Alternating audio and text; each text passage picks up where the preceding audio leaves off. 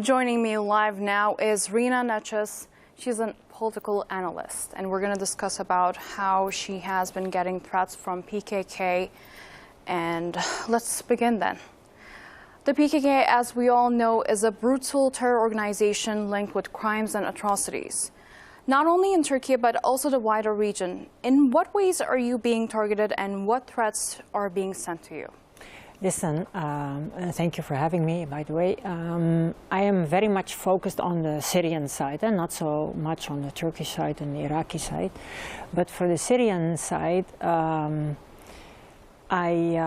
already since 2016, when the first time I was in the border region, I heard that people were fleeing out of Syria because PKK militants, YPG militants, PKK militants, many Syrians, they don't distinguish, especially not in northwest Syria, I have to say, took their houses. So I thought, what? You know, so there it started for me that I heard other stories than I was used to. So online they have been, when I published these stories online, I got a lot of attacks already, but that's part of the job. What was new is last month that I got 2 emails sent very quickly after each other with like a death threat. The email was like, you won't be safe as you think you are. It's because of your propaganda that you are spreading, and very bad words they were using.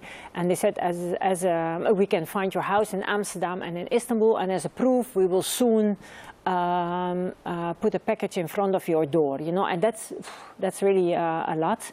So I directly contacted Dutch consulate and also a Turkish diplomat I knew in The Hague, and everybody took action. The Turkish diplomat was very helpful. He had he had an English-speaking police chief calling me in Istanbul.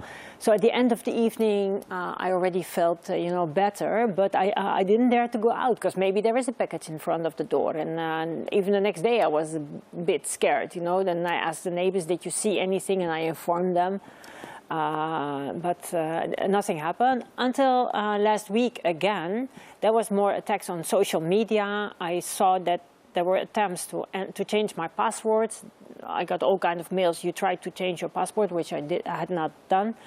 And then I got an email from Rojava Kurds from Paris. They say, greetings from Paris was the end.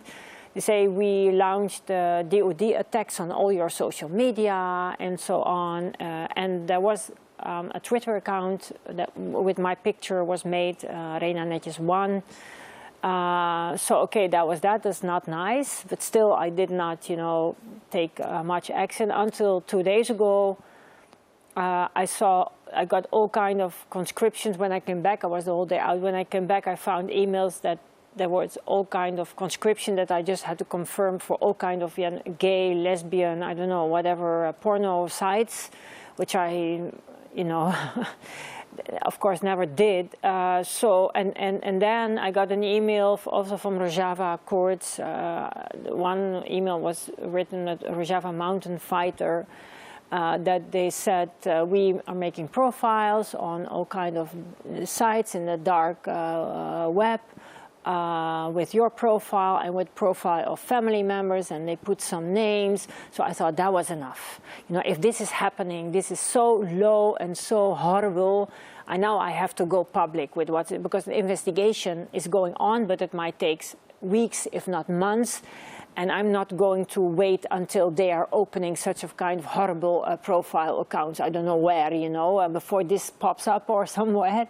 I want to be ahead, and so I put this tweet out so people know what is going on. In case something might happen, they know what is behind all this.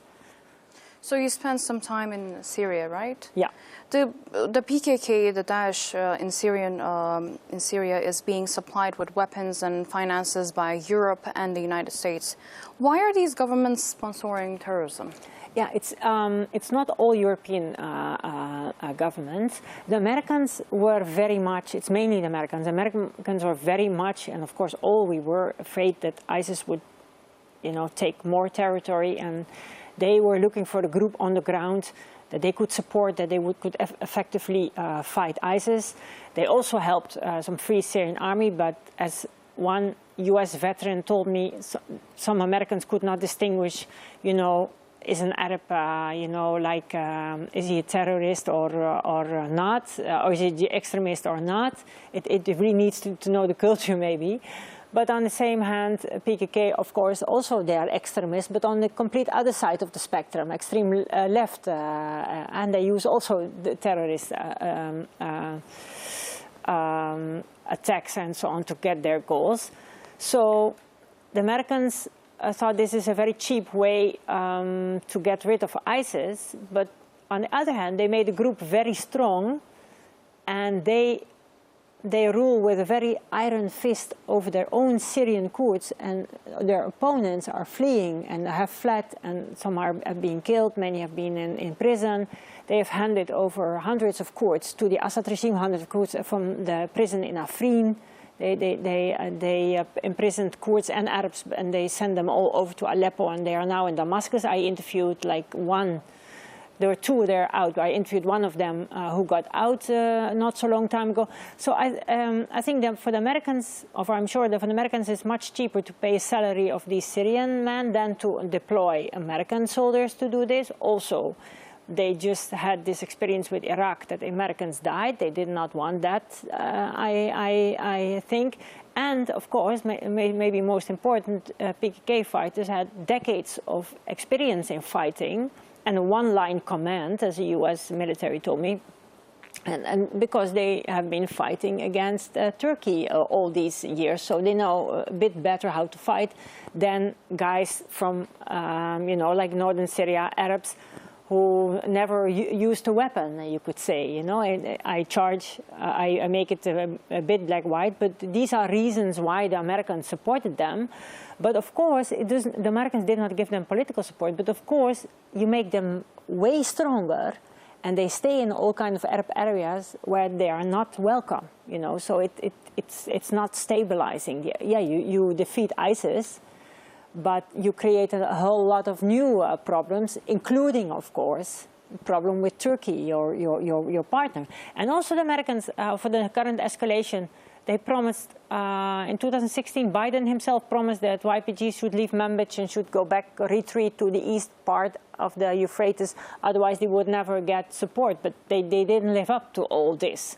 So everybody has a role in all this, and the population in Syria, they are sandwiched between all these factors, and they of course could pay the price.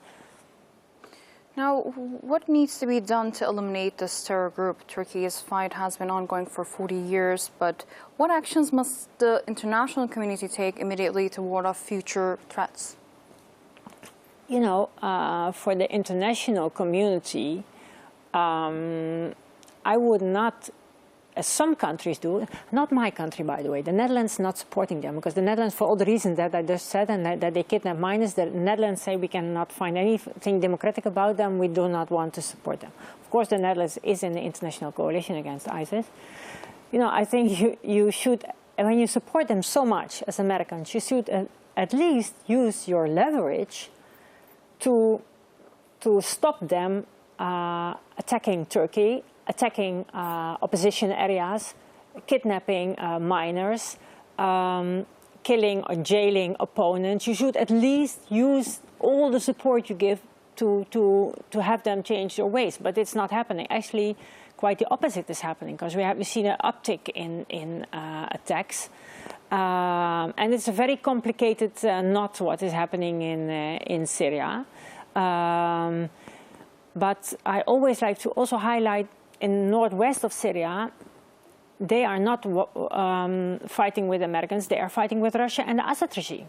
And they create refugees, Arabic refugees, and Afrin was a reaction on that they went to expel all these Arab populations, like Tel Rafat, and they were on the way to Mare, Azaz, and so on. These all big areas with non-Kurdish residents, because the Kurds are like in three enclaves, basically, in between big parts of Arab populations.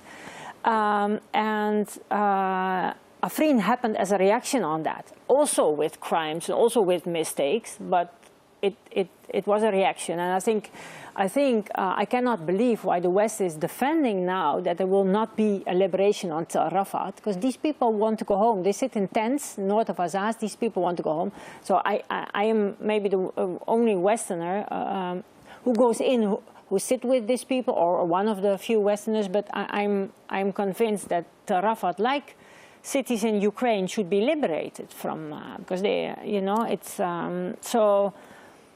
I think also, maybe also for the Americans, but definitely for some Europeans, they really fall for the propaganda for YPG. YPG really knows how to let people fall for the propaganda, to present themselves as the Kurds, while they definitely are not the Kurds. They use this sympathy in the West for that the Kurds have no country and so on. Okay, but they abuse that as they are the only representation of the Kurds, while in the majority of Syrian Kurds doesn't want them. And then I put it mildly, you know, and they suffer from them. Now you've spent some time in Syria. How do these groups operate inside Syria, and what are their objectives? They've caused many casualties in northern Iraq as well. So what are their main motives? It's just power grab. It's just to have power and to have the oil in northeast Syria. And they want to get off of the terror list, of course. They have this oil, and they sell oil to the Assad regime. And they don't want to give up all that because it's money for them. A part of the oil income goes to Kandil. They, like, you could say, they kind of abuse the area.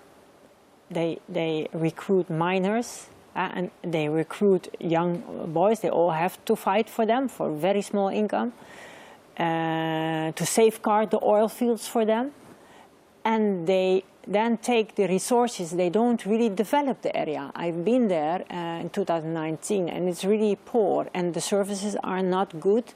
So if they would bring something good to the area, okay, they keep ISIS out, that's one thing. That's of course also very important, but with it comes a whole lot of other things that they suppress their own people and they don't develop the area, so it's not something to support, at least. So these terror groups, the PKK and YPG, have used border areas to conduct attacks on Turkey. Is Turkey wrong when it says it needs to create safe zones to fight terrorism? These safe zones are necessary at this point, aren't they? You know, Turkey wants the YPG, PKK to leave 30 kilometers from the border. That actually means, because the Kurds live there, that actually means that they have to go, except for Hasaka, maybe, but that actually means that they have to leave the area where they have at least a few people, or let's say maximum 20% in Hasaka in northeast Syria who supports them. So they will never accept that.